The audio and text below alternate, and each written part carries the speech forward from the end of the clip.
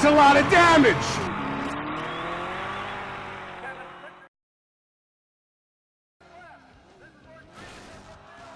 Test Drive Eve of Destruction is a racing demolition derby game developed by Monster Game and published by Atari.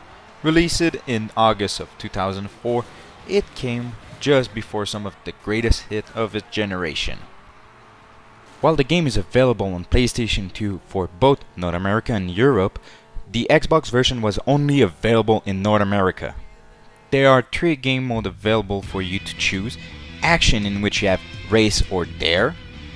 Dare is a set race with a set vehicles. Those Dare challenge are actually pretty easy and quick to do, and doing all of them unlock the Boost cheat code. Race mode is your quick race and 4-player split screen in which you are free to select all the vehicle and all the track you have unlocked by playing the 2 action mode. You have 25 different style of event for your need of destruction. There's 5 events exclusive to the action mode, including 2 that are multiplayer only. From your classic lap race to your figure 8 passing by the demolition derby, the chain race, the jump race, last man standing, and my favorite, the suicide race, where the drivers are divided and run the track in opposite direction, and the trailer race, to name a few. And the final game mode is the career. The game doesn't have much of a story to tell. You start as the new guy at the bottom of the rank with your grandmother's car, and you want to be the top ranking driver. You have a small open world map where it acts as a hub. You can buy a new car, challenge other driver and the diner, and go to the garage to upgrade your cars. You increase your rank by participating at the EVE event, where the meat of the career mode is. While going at the event, you're welcome to race another driver for some extra rep.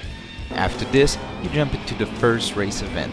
The EVE event lasts between 3 to 7 races. Each time you advance your ranking by 10, you unlock a hidden movie from the show Carpocalypse, showing a little of the inside of the real world of Derby. Gameplay-wise, the car handling is simple and yet at the same time realistic. Driving is tight. The game gives you enough feedback so you can adjust your driving to your need. Collision between the car feel good. When you hit someone, it feels realistic. They will move similarly like they should in real life. Sadly, car only have a health bar and there's no mechanical damage, which pushed this game more on the arcade side than simulation. But it still brings joy seeing the opponent health bar drop after a good hit. But the opponent won't let you hit them like there are some easy pushover. The AI is not your average AI. The AI is able to react and dodge your attack, or even hitting you back depending on the difficulty selected. Visually, the game is both impressive and disappointing. The ugly is that the game suffers from a lot of pop-in. For example, you can see the driver pop-in in the car when you get closer, or car without any engine underneath them. And once you start noticing those issues, you will always see them. The not so bad is the graphic. For a 2004 game, they are alright, but compared to other racing games, they fall a bit short. The car look fine, but the damage are limited to small dent in the damaged texture, and sometimes parts falling off.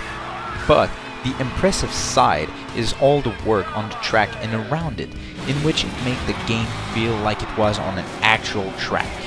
The track feel good, look good, every gate, barrel, haystack and other scenery are at the right place for a pretty realistic representation of the track, and it doesn't end there.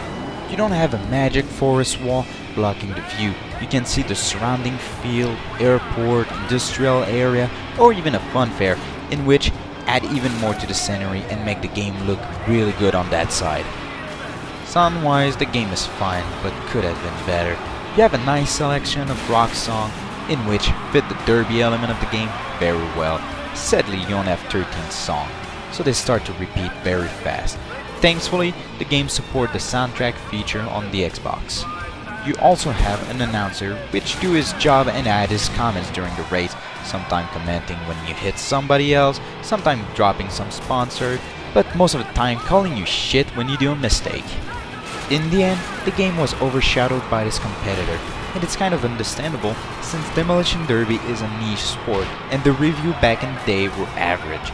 But today, even with its flaws, the good side of the game is able to carry the game upward and make it extremely fun and enjoyable to play. Monster Game managed to make one of the best racing hidden gem of the 6th generation, and I would totally recommend grabbing the game if you find a deal, since it's on the expensive side for a racing game. It's just that fun taking car and smashing them together on the track, or even bring a school bus in a car race and cause a significant emotional event to your opponent.